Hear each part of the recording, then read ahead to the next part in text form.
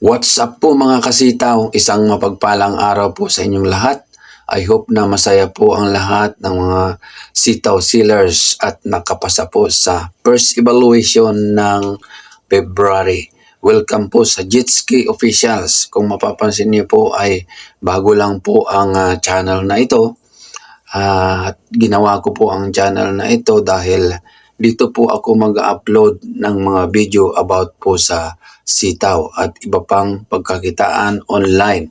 Kaya kung napadaan ka sa channel na ito ay pakihit na lang po ang subscribe button, like at ang bell button para ma-update kayo once na may bago akong upload na video. Okay po.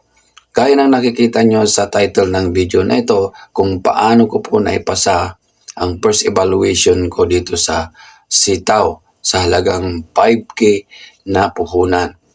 At yan po ang aking isishare po sa inyo kung ano ang ginawa ko.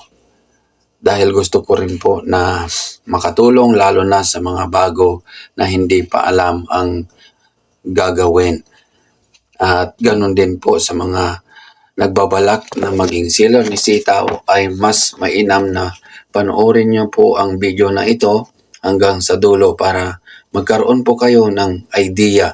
At kung gusto nyo po na gamitin ang aking referral code, ay ayan, makikita nyo po sa screen 691190D2EQ. Okay po. At ilalagay ko rin po sa description box ang referral code ko at ganoon din po yung referral link. At para hindi na po kayo mahirapan, i-click nyo na lang po ang referral link. Madirect na po kayo sa application form. Okay po. Pero suggest ko lang po na kapag kayo po ay nag-register gamit po ang aking referral link, ay after na po na ma-approve po ang inyong store, ay wag po muna kayong maglalagay ng mga products sa inyong store. Okay po. I-message nyo po ako para ma-guide ko po kayo at maituro po yung tamang pamamaraan para po makaiwas po tayo sa penalty. Okay po, para makapasa po tayo sa processing rate.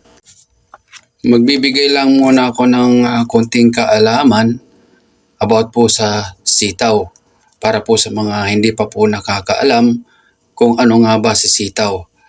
Gaya ng nakikita nyo po sa screen, si sitaw po ay isang e-commerce with a dropshipping platform. Ang kagandahan po kay sitaw ay wala itong subscription fee at wala rin itong registration fee. At hindi mo na kailangan i-market pa ang iyong mga produkto. Okay po? Hindi mo na kailangan ang warehouse at hindi na ikaw ang magpapak at mag-deliver ng mga products papunta sa mga customers mo dahil si sitaw na ang bahala diyan. At ang tanging gagawin lang natin as a sealer ay mag-process ng mga orders na pumapasok sa stores natin. At siyempre, para makapag-process po tayo, ay dapat mayroon po tayong kapital. Okay po, sana maliwanag po sa atin. So ano nga ba ang 4 na strategy na kung saan ito po yung ginawa ko para maipasa ang first evaluation ko po dito po sa sitaw. Kahit na 5K lang po yung aking puhunan. Okay po? Number 1 ay timing. Yes po, napakalaga po ang timing sa pag-publish ng mga products sa store po natin. Pagka ikaw po ay bago, kailangan i-timing po natin yung pagpasok po natin, pag-publish po ng mga products po sa store natin. Gaya ng actual na ginawa ko po, bagamat nakaregister na po ako noong January 22 pa at na-approve ang aking store sa araw ding yaon, ay hindi muna ako nag-publish ng mga products sa aking store dahil mas mataas po ang tsansa na hindi ako makapasa. Kasi po bakit? Dahil po hindi natin maisagad yung vacation mode hanggang 31 po.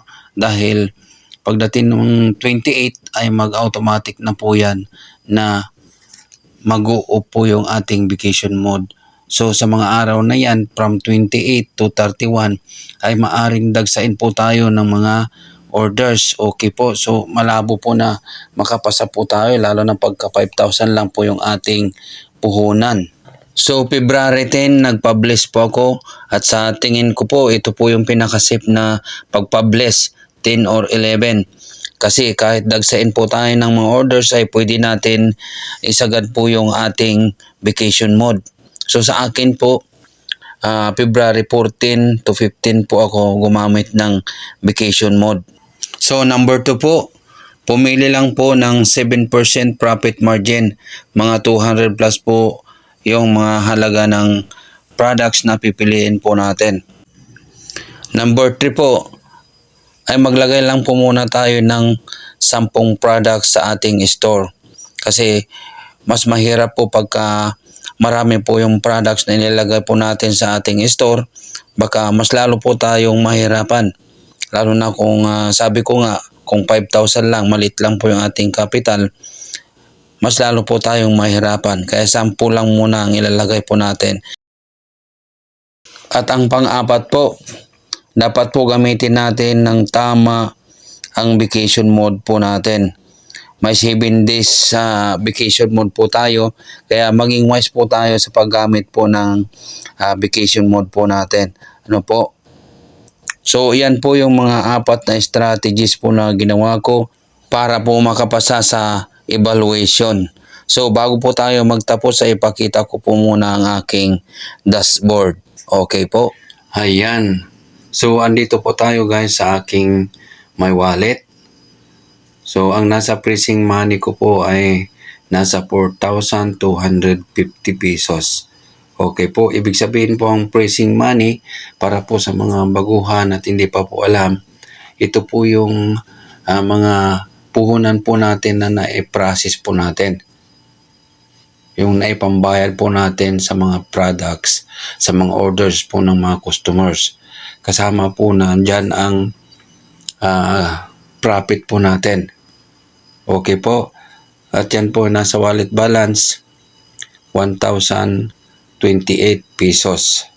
So ibig sabihin hindi ko pa po naubos mga partners ang aking puhunan na 5,000. Kasi kung makikita nyo dyan sa bandang baba, ayan po, 2,000 yung unang nilagay ko at nung naubos, naglagay ulit ako ng 3,000. So mayroon pa pong natira na 1,028. So i-process ko pa po sana February 15. Kaya lang nakita ko na pasado na. 60% na yung aking processing rate. Kaya inantay ko na lang na mag-16. Doon ko na lang ipaprocess kung mayroon pong papasok na mga orders. Okay po. So punta po tayo sa aking dashboard. So ayan, 60% po yung aking processing rate. At yung products ko po nasa 10 lang yung aking nilagay. Okay po. So yan na po yung aking current profit, 278. Kung titingnan natin, maliit lang po yan pero masaya na po ako dyan kasi nag-uumpisa pa lamang po ako at wala pa pong 5,000 na aking na-process. Meron pa pong natira na 1,028. So pinapakita ko lang dito guys na posible po pala na makapasa po tayo sa ating evaluation kahit na malit lang po yung ating puhunan. Okay po. Kasi po marami po kong naririnig at nababasa sa mga comment na pagka 5,000 lang daw po yung capital mo ay malabo na papasa ka. Hindi ka talaga makakapasa sa evaluation. So kaya sinadya ko po talaga na magkapital po mamuhunan ng 5,000 para masubukan ko po kung posible ba talaga na makapasa sa evaluation. Okay po. So ayan. Naka 60% po tayo. So dahil po ito sa mga strategy na natutunan ko at ginawa ko, kaya ko po naipasa ang processing rate. Okay po. So sana meron din po kayong napulot at natutunan dito sa video na to. At kung nagustuhan nyo po, pwede pong pag-like at pwede nyo rin pong i-share sa mga kaibigan nyo po para magkaroon din po sila ng idea. At para po sa mga baguhan at lalo na po sa mga nagbabalak pa lang po na maging seller po ni Sitaw, kung gusto nyo pong gamitin ang aking referral code ay ilalagay ko po sa description box ng video na to. Pwede nyo pong gamitin yung referral code ko or gamitin nyo na mismo. Click nyo mismo yung aking referral link para hindi na po kayo mahirapan pa. May direct na kayo mismo sa application form. At gaya po ng sabi ko po kanina, ay wag po muna kayo maglalagay ng mga products sa inyong store. I-message nyo po muna ako para ma-guide ko po kayo, maituro ko po sa inyong mga natutunan ko pa, mga nalalaman ko na mga strategy. Ano po, asahan nyo po ang aking 100% na pagsuporta po sa inyo. Okay po. So hanggang dito na lang po at abangan nyo na lang po yung susunod kong video. So God bless po sa ating lahat. Happy earnings po sa Sitaw. Goodbye.